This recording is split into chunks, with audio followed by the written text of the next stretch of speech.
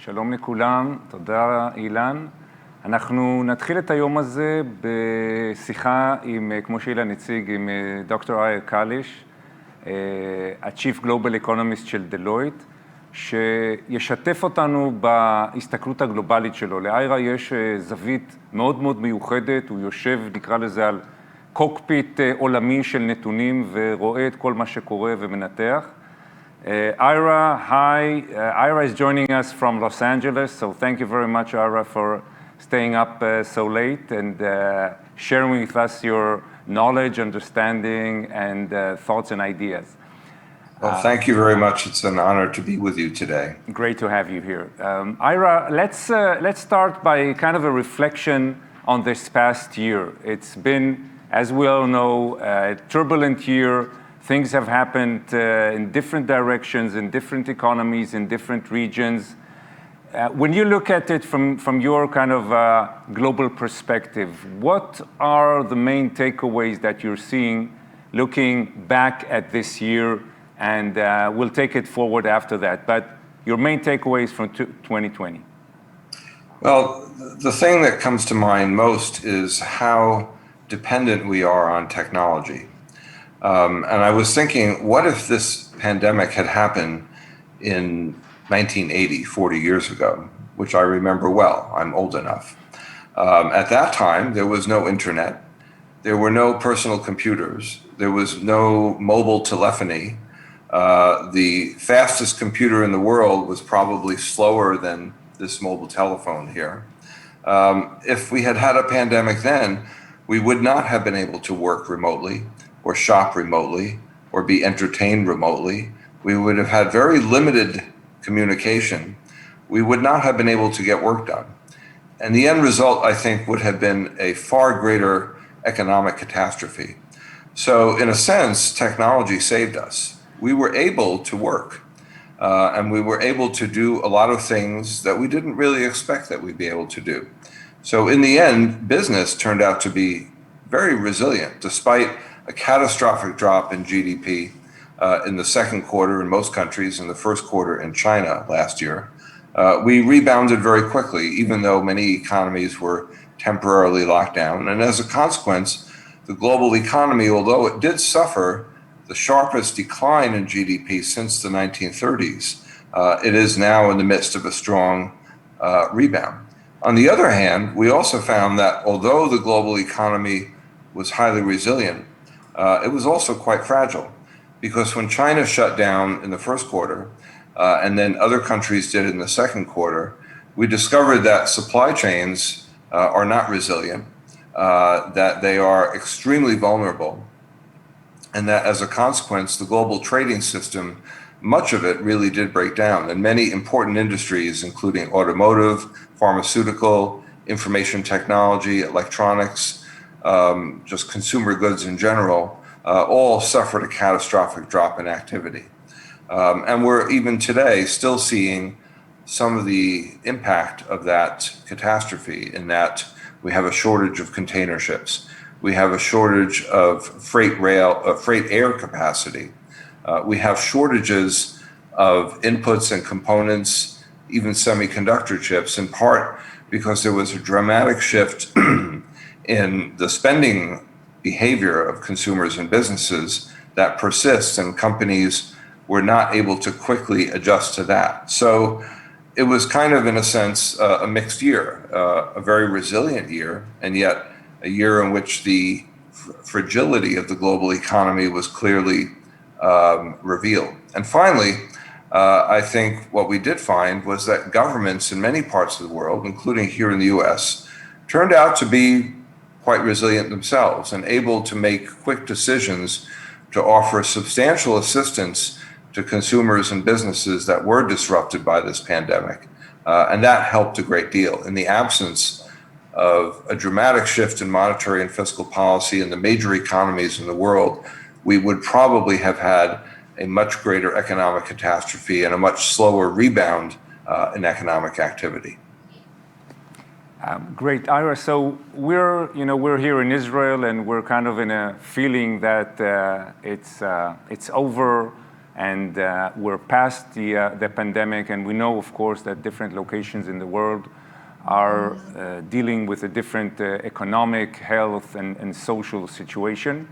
Looking at 2021, and from a standpoint that different countries are today in different situations, what do you see are going to be the major directions, the major impacts when we look at the year forward? Well, I do expect to see a strong global economic rebound. In fact, most estimates are that we'll see global real GDP grow faster than 6%, which would be something close to a record. And what's interesting to me, sitting here in the US, is that a substantial amount of that growth will derive from US fiscal stimulus. The OECD and the IMF have both estimated that the US fiscal stimulus this year will add 1 percentage point to global GDP growth this year. So I'm happy to say my country is playing some part in this. And actually, if you take the US and China together, they will account for the lion's share of global economic growth. And it will be a mixed bag. The US and China and India and a number of other countries will likely see very rapid economic growth this year. On the other hand, it's likely that Western Europe will have much slower growth, having got off to a very slow start with vaccinations and still seeing a revival of the outbreak of the virus. A number of countries in Europe are still in lockdown, so it's going to take a bit longer for them to get up and running. And I think we'll see a lot of stress in emerging markets other than China and India because of slowness of distributing the vaccine, continued problems of the virus, a lack of fiscal space, a lack of ability for governments to stimulate their economies, and because many emerging markets are vulnerable because of disruption of travel and disruption of supply chains. A lot of emerging countries rely on tourism, and that will take a long time to get back to normal. A lot of them rely on participating in global supply chains, which are likely to remain disrupted. And many emerging countries rely on remittances from workers in rich countries who mostly work in consumer-facing services and are likely to remain out of work for an extended period of time. So it will be a mixed bag, and there could be substantial financial stress in emerging markets. And I think the economic rebound will also be mixed in terms of industries. We've already seen substantial growth of manufacturing, of spending on consumer goods, spending on business equipment, and yet where we see continued weakness is in consumer spending on consumer-facing services like restaurants and bars and movie theaters, airplanes and hotels. And until the virus is truly behind us, until we achieve herd immunity in all major countries, it's likely that those industries will remain somewhat distressed. And so full recovery will require that those industries thrive, and that in turn will require full vaccination of a large share of the population. And finally, we've seen a tremendous amount of fiscal stimulus here in the US, but also in Europe, in Japan, and in China, and elsewhere. And that may overheat some economies, especially here in the US. And I think it's likely that here in the US, we will at least get a temporary increase in inflation later this year and moving into next year. We've already seen bond yields rise in response to that, and that in turn has contributed to some of the financial stress in emerging countries. My own view is that that inflation will be temporary, that over time, over the next 2 to 3 years, we will see a reversion back to a more normal and low level of inflation. And I don't think it's something that we need to worry about a great deal, but I do think it's going to be an issue that will be top of mind, at least temporarily, for many businesses.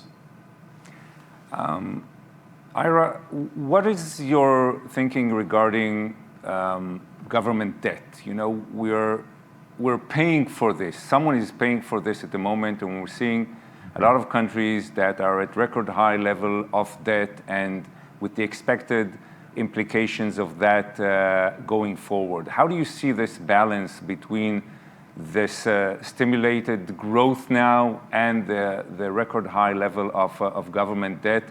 Is there an equilibrium point? Where do you see this going forward? Well, I think there could be a problem in emerging countries which have less fiscal space and less monetary space. And this could lead to problems in terms of servicing their external debts. But when it comes to the big, more affluent economies like the US, Western Europe, Japan, China, I don't see the debt as a big problem.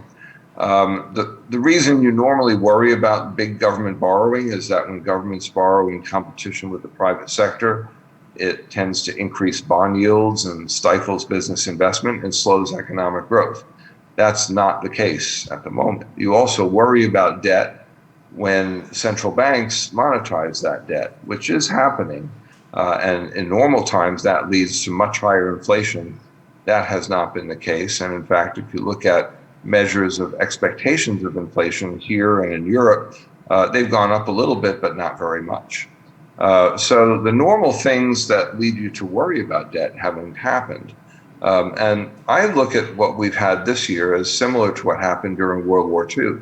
At that time, here in the US, we had a big increase in debt to pay to fund an effort to defeat an enemy. And when the enemy was defeated, the incremental spending stopped.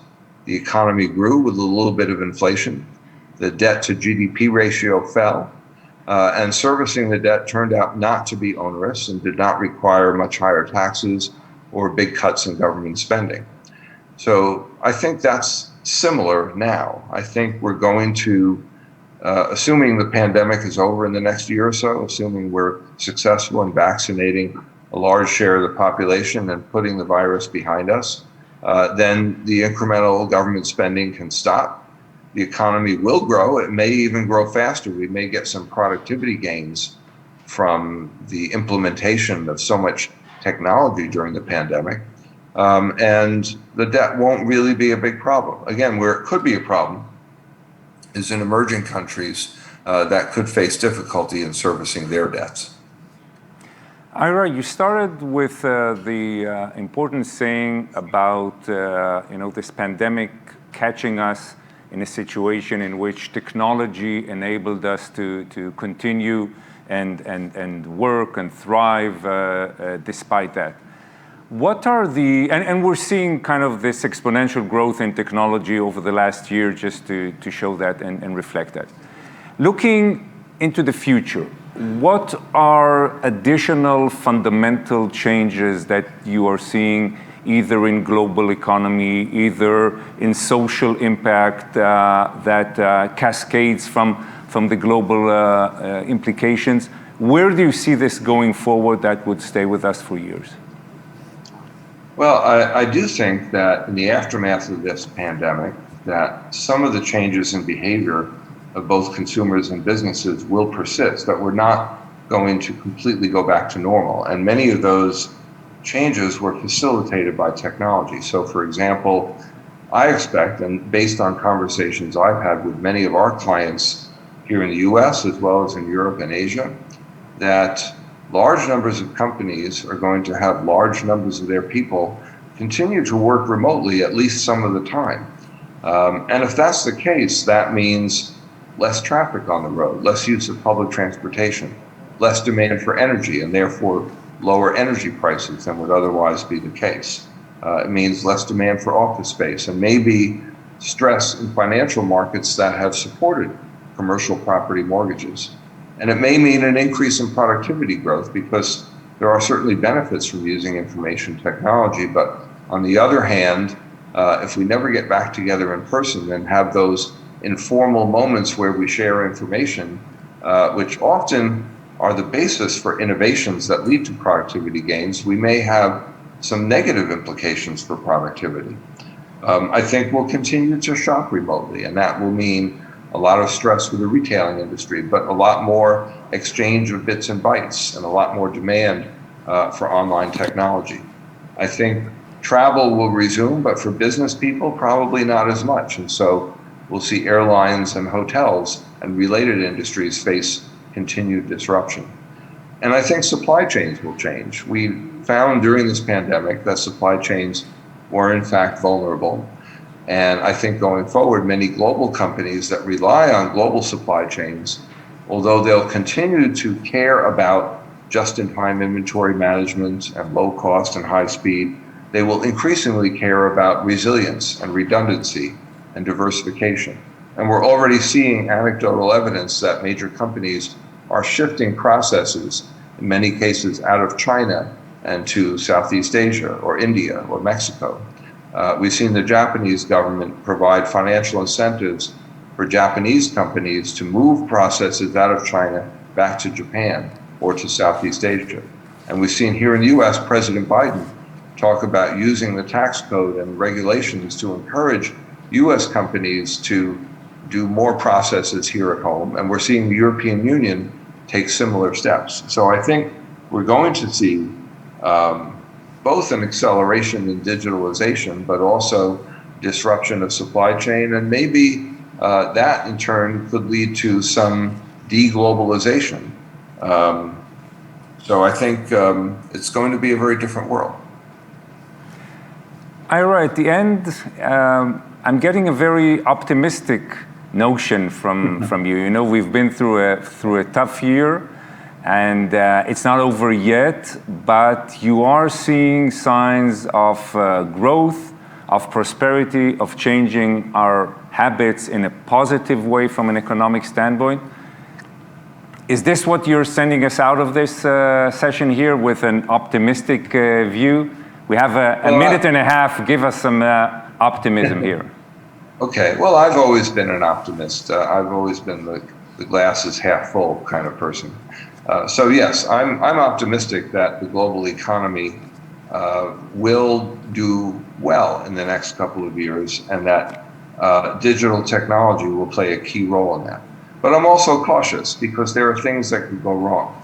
The virus is not yet behind us. We're still seeing outbreaks in Western Europe, and even in some states here in the United States, a major outbreak going on in Brazil and a rising outbreak in India. We still have some ways to go until we get this under control. And until we get it under control, we're not going to get back to a normal economy. But I'm pleased that we are living in a digital world that enables us to cope with these types of things, and that did enable us to bounce back quickly. I had a conversation a few months ago with a senior executive at Walmart, the largest retailer in the world, and she told me that her company had gone through 5 years of digital transformation in just 5 weeks earlier last year, and successfully. And many other companies, including our own, did similar things. So the fact that human beings are able to do this is reason for optimism. Ira, thank you very much. You're sending us with a good vibe to the continuation of the day. Thank you again for staying up late in Los Angeles, and looking forward to talking to you soon again. Thank you, Ira. Thanks very much. Thanks for having me.